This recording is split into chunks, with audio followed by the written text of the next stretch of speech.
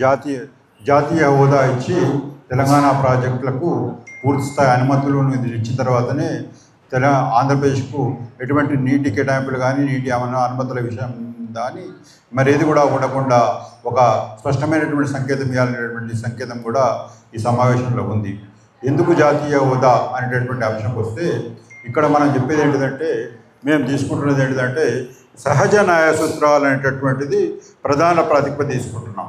ఎందుకంటే 1956లో వచ్చినటువంటి అంతర్రాష్ట్ర జల వివాదం కానీ, అదేవిధంగా 73లో వచ్చినటువంటి డాషావత్ కమిటీ కానీ, 2013లో వచ్చినటువంటి బ్రిజేష్ ట్రిబ్యునల్ కానీ ఏవి కూడా తెలంగాణకు జరిగినటువంటి మూల అన్యాయం మీద పూర్తి స్థాయి పరిశీలన జరగకుండానే వచ్చినటువంటి రిపోర్టులుగా మేము ఈ సందర్భంలో భావిస్తున్నాము.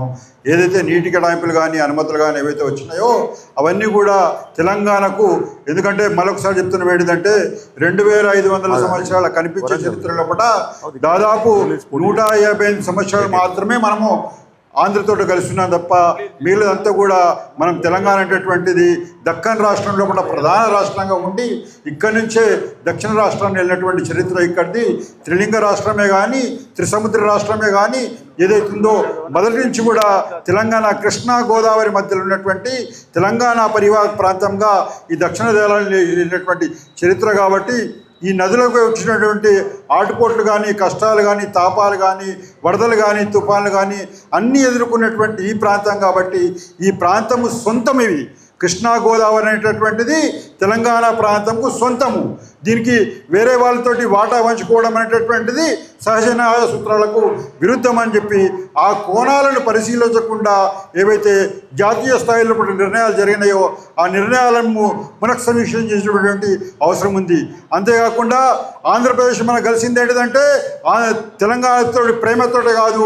1956లో ఇంతకుముందే ప్రకాష్ గారు చెప్పినటువంటి విధంగా ఏదైతే ఆ రోజు మొదటి పంచవర్ష ప్రణాళికలో కూడా కృష్ణా గోదావరి మీద 9 బృహత్తరమైనటువంటి ప్రాజెక్టులు ఏవైతే ఎప్పుడైతే జవహర్లాల్ నెహ్రూ ప్రధాన ప్రాధాన్యతగా నీటిపారుదల ప్రాజెక్టు తీసుకుంటో అప్పుడు అప్పర్ కృష్ణ కానీ గోదావరి మల్టీపర్పస్ వస్తే తెలంగాణ అనేటటువంటిది సస్యశ్యామలమవుతుంది. తెలంగాణ కాదు, అప్పుడు ఉన్నది ఏంటంటే హైదరాబాద్ స్టేట్ దేశంలోనే నంబర్ 1 స్టేట్గా వచ్చేటటువంటి అవకాశం ఉంటాయి.